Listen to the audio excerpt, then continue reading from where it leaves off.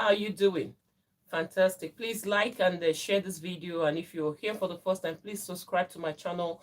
And if you have subscribed, please, could you put on your notification bell? So when you are free and I go live 5 o'clock or 6 o'clock every Sunday, depending, all right, then you can join me, please. Thank you. And sometimes we have events and we host, do a little brief of video to update you during the week as well.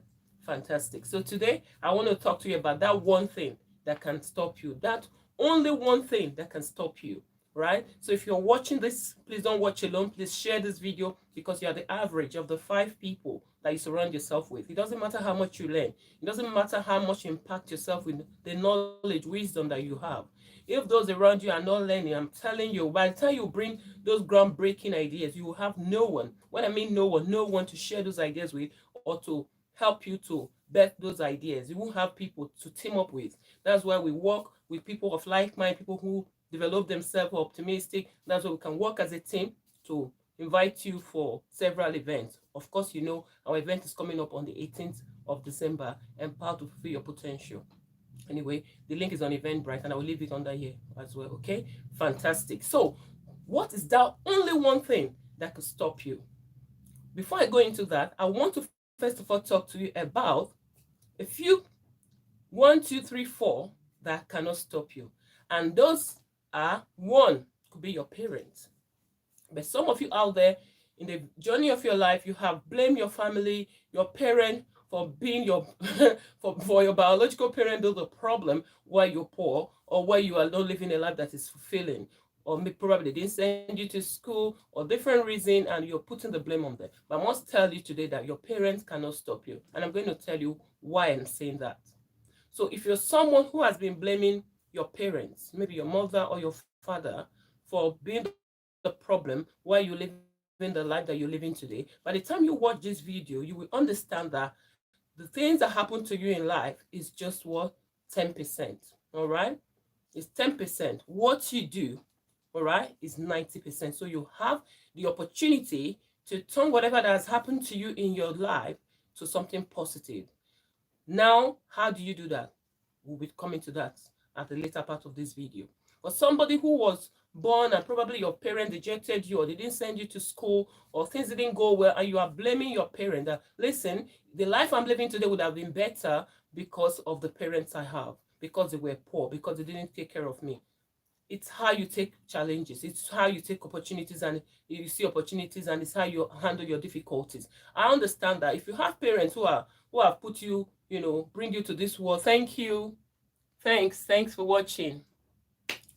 So if you're opportune to have parents who have brought you to this world with golden spoon, yes, fantastic. Life can be very smooth, isn't it? But you also remember that not everyone that was born with a golden spoon that is fulfilling their destiny today. So don't put blame on your parents at all. That the life you're living today is because you have certain parents who were not opportune, to put you in the right school or the best school or to help you to start your life. That's where you are today. No.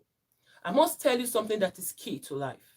The things that happen in your life, the way you were born, the things you saw around you growing up, is how you have used them to channel your life. That is where the outcome of where you are today depends, not because of your parents. Listen to me. There's this young guy in London here. When he was in the secondary school, high school, they call it here.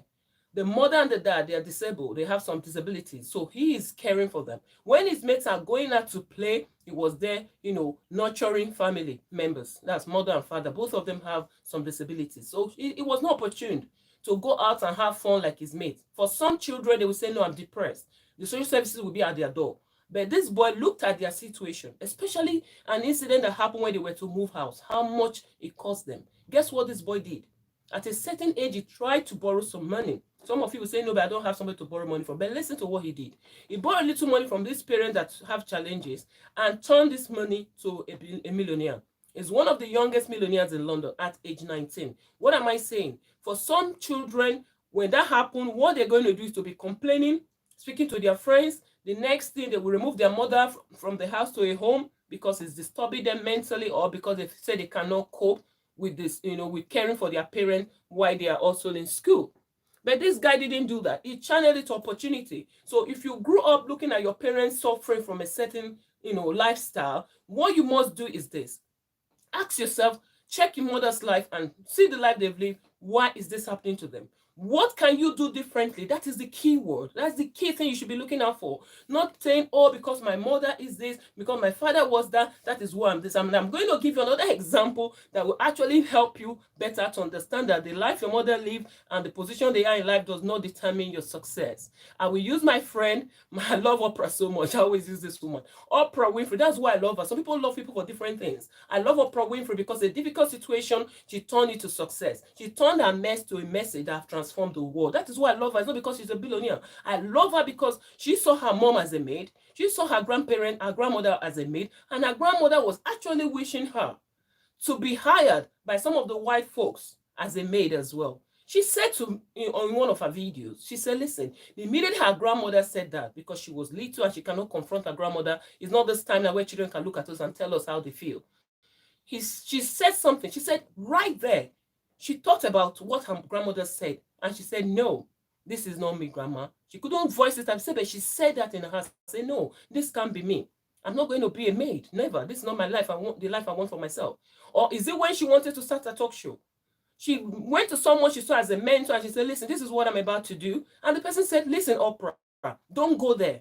You're going to fail. You won't be good at it. So some of you out there is what you listen to and how you see your difficulties and how you handle it. And that is why I always recommend that if you're still living and still breathing and you have not read the book Triumph in the Midst of Adversity and you fail in your life and at the end of your life you regret, then you have to take the blame. Because if you read that book, that book is not just a book, it's a manual of life. So some of you bought it and you used it where some of you said, oh, Kate, I will look at it later, but I know those that have opened it, they cannot close it. Why? Because all of them have told me, Kate, it's as if you're in my house talking to me. That book, I was advised strongly when it was published. Kate, this book is not just a book. You can't just price this book anyhow. I said, no, I want to help people. I just want to leave it at this price. But guess what? It had to go up. You know why? Because those who don't want to invest in themselves, those who want to make excuses, they will still make excuses. As I said, when we were younger, we had a cement shop where we sell cement at 5 naira. The highest I remember was 6 naira for a bag of cement. Cement is, this material we use to build houses.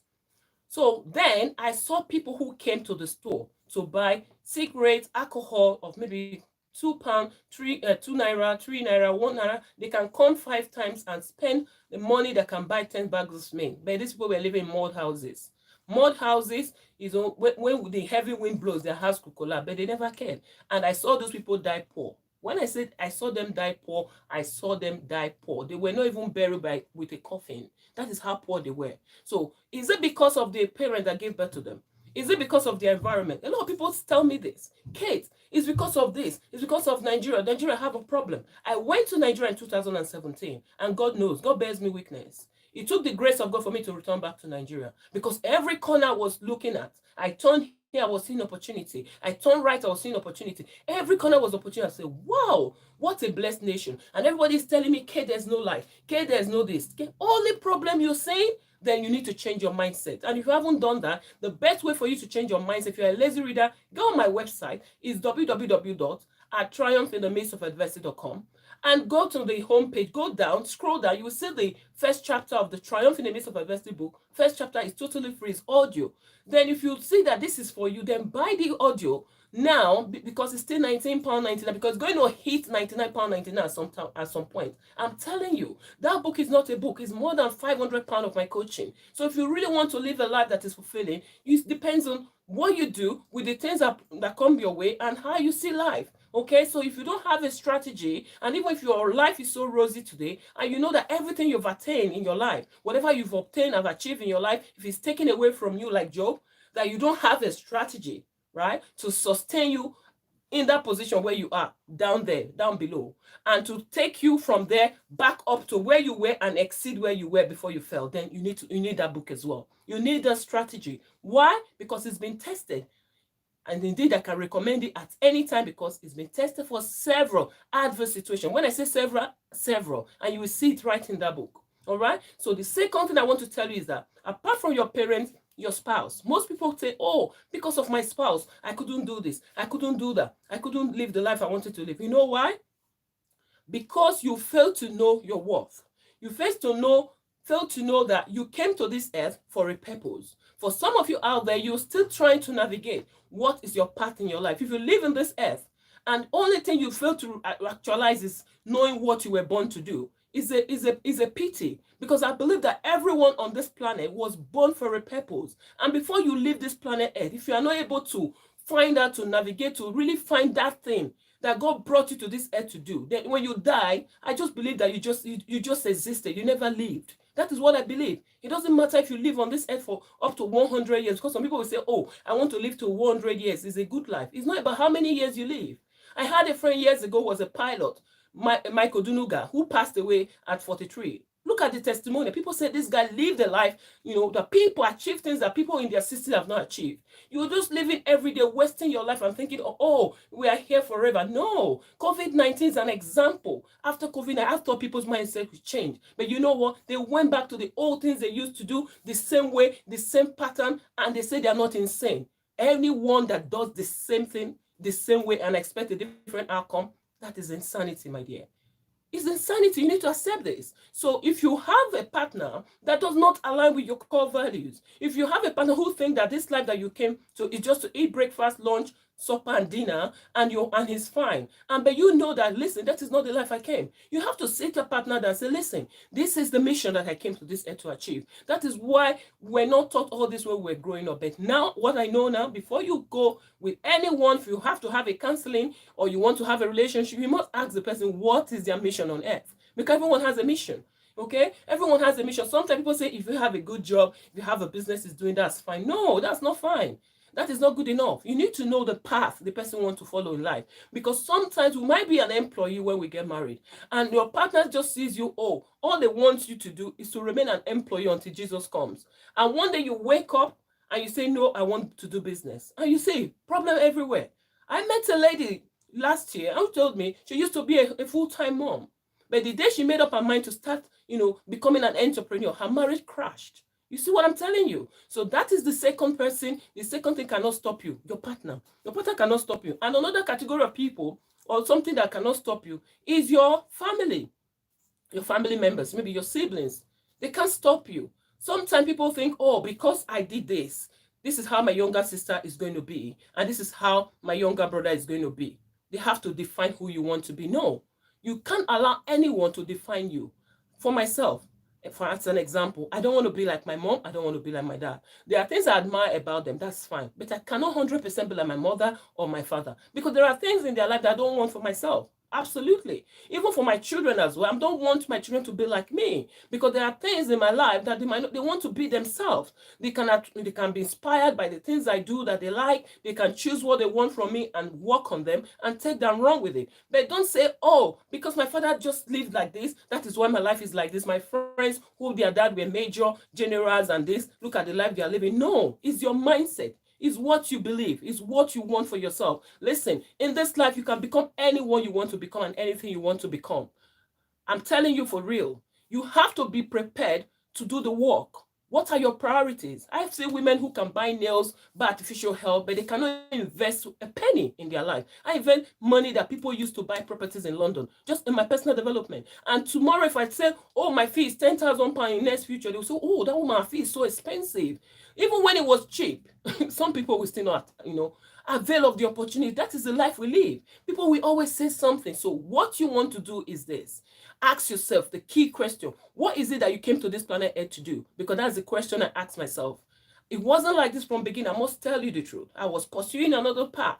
All right. I was pursuing a path that wasn't my path, but because my certification was trying to dictate what I should do on this earth. That is why when I spoke at the Croydon Park Hotel several years ago, I said at that event that, listen, my qualification almost robbed me of my dreams, of my life purpose. And it's a fact. We can go to school, but you know that some of us, when we went to school, we didn't really look at ourselves to know who we truly are.